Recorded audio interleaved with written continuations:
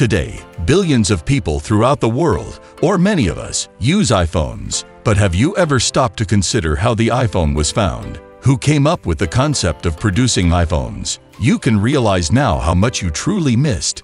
However, this movie is here to assist you with all the information you require regarding the iPhone up to this point. But first, please like and subscribe to this channel, and then sit back and relax. How was the iPhone made? The phone that shook the world. We outline the history of Steve Jobs' signature design for Apple. You will discover the background of the iPhone, a product that managed to utterly alter the smartphone industry with its touchscreen and usher in a new era. Have you ever questioned Apple's decision to introduce so many iPhone models so quickly? Are you aware of the reasons why so many people choose the iPhone over other, more usable models?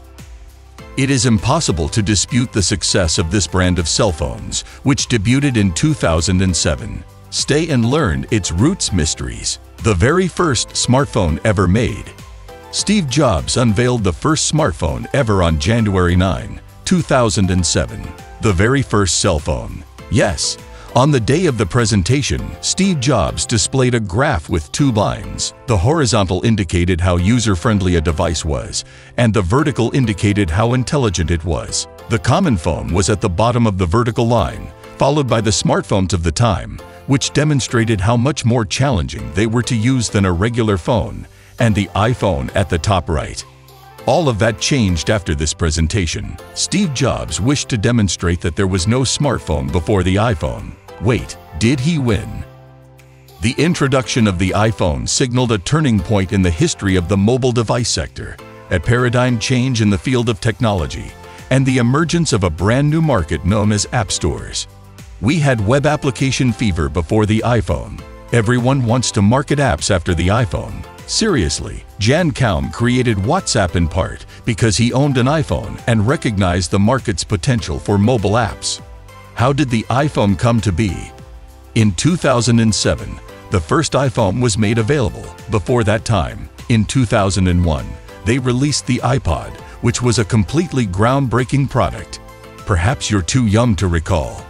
Up to that point, they were more well-known than the well-known block or cap phones, with the BlackBerry being the most user-friendly. Have you heard about BlackBerry? Maybe you were aware of this one as well. But they weren't for everyone. They had unusual designs and a complicated user interface, even though they initially seemed fantastic to us. Here, Jobs decided to combine the iPod with the concept of a mobile phone. The first thing Apple did was collaborate with Motorola to produce a cell phone with a music player. Good. But compared to the iPod, which could store up to 1,000 songs, it was nothing. This one was difficult to use and only went up to 100. They wanted to repeat the idea that had become the iPod's famous tiny wheel when they started to design the iPhone in 2005. But this was too out of date and complex for a phone for daily usage. This was so amusing that Steve Jobs himself cracked a joke about it during the launch of the first iPhone by mocking old-fashioned phones with dial wheels. In addition to the jokes, they had in mind to add a tiny wheel similar to the one used to navigate on an iPod, but they felt that this would be counterintuitive and more like looking backward, so they didn't stop there. The touchpad invention. The multi-touch experience was the basis for the development of touch displays at Apple, which was already underway in another area under the direction of Jonathan Ive, who pitched the idea to Steve Jobs. When Steve Jobs saw this idea, which aimed to blend touchpad technology with screens, he fell in love with it and immediately expressed a want to try a tablet. The iPad was the first effort to use a touchscreen on a mobile device before the iPhone.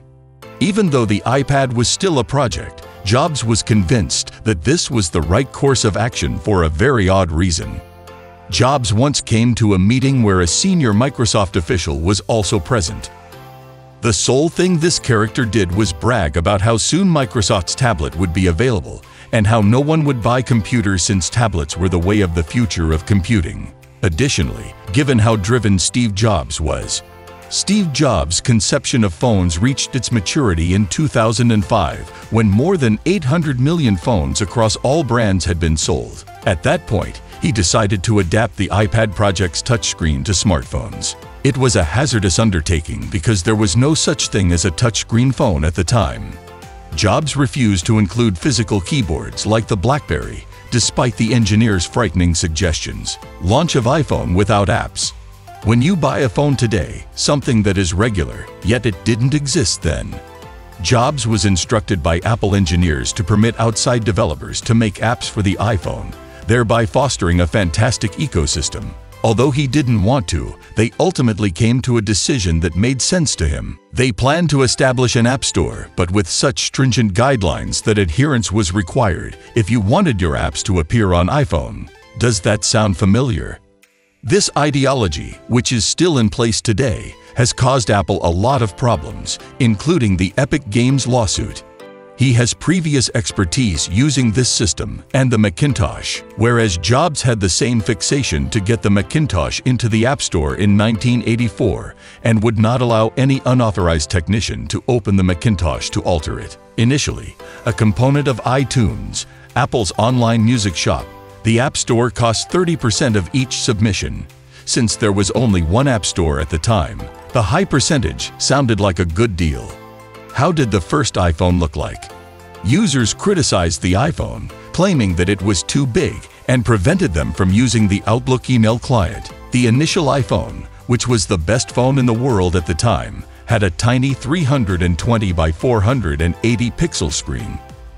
Half the size of any modern high-end phone, it was 3.5 inches. It featured a Samsung ARM processor and a 2-megapixel camera. According to lore, Intel was selected to create the iPhone's processors.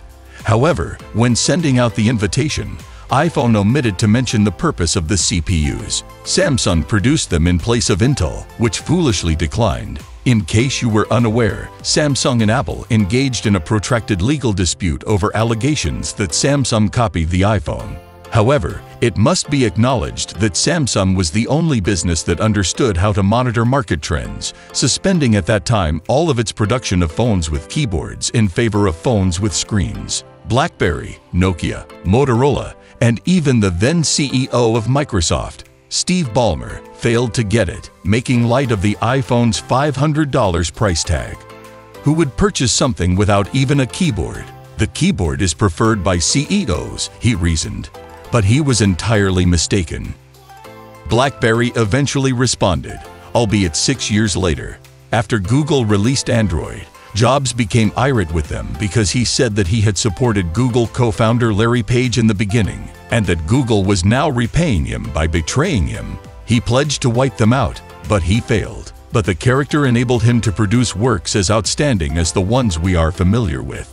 And the reason for this is that Apple has failed to create a product as groundbreaking as the one it created in 2007. This is true even though its current CEO, Tim Cook, is an administration genius.